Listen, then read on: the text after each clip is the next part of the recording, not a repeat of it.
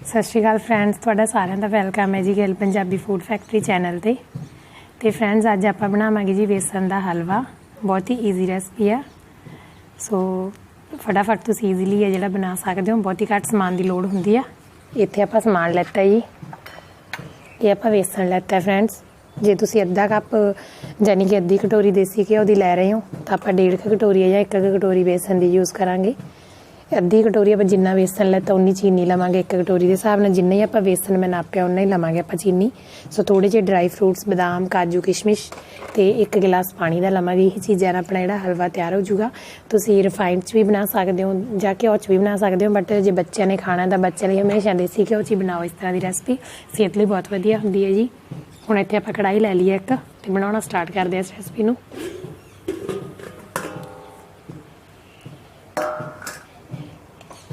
सब तो पहला कढ़ाई में आप गर्म होने देवांगे वधिया।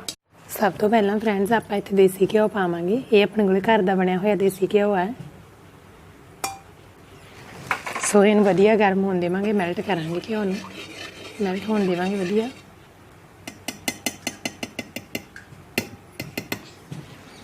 हुण इहदे विच आपां पावांगे बेसन। तुसीं जिन्ना घ्यो लैता उन्ना भी बेसन लै सकदे हो, जां घ्यो थोड़ा जिहा घट लै सकदे हो बेसन तों। ते हुण आपां इन्हां नूं भुन्नांगे इस तरह वधिया बेसन नूं घ्यो दे विच भुनांगे वधिया आपां।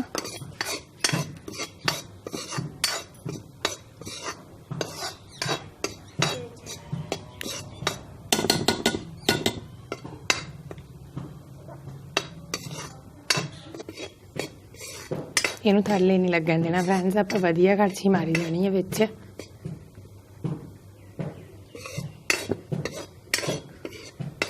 वधिया ये ब्राउन जा हो जाऊगा तो घ्यो की स्मैल आउण लग जूगी, उदों वधिया भुज चुक्या होगा ये। उदों तक आपां ही भुनना इनू।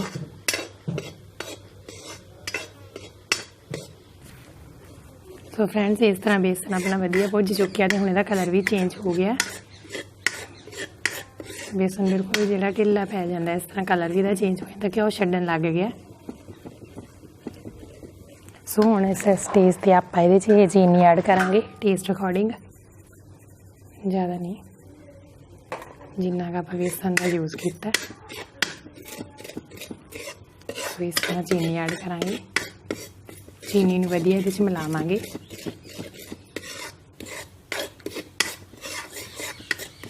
ते वधिया नूं भुनांगे।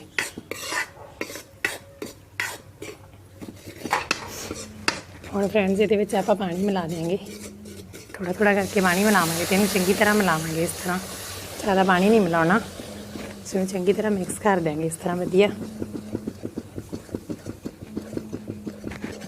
कोई तुसीं इस गंढा नहीं बन देनी, चंगी तरह इहनूं मिक्स कर देना। सो सारा पानी इहदे विचों ते नाल दी नाल इह ड्राई फ्रूट्स ऐड कर देने ने, बाकी आपां गार्निश करने वास्ते रख लांगे। सो थोड़ी देर आपां इह मिक्स करके सारियां चीज़ां ड्राई फ्रूट्स थोड़ा जिहा सेक लवावांगे तो बस इनू सर्व कर लाँगे। हुण बिल्कुल बन चुक्या। लो जी हलवा अपना बन चुक्या। हुण आपां 1 कटोरी च इनू सर्व कर लाँगे खाण लई। ते हुण आपां कटोरी च कढ लाँगे जी। एक च अपना हलवा जिहड़ा बिल्कुल बन चुक्या, इस तरह सर्व कर लाँगे।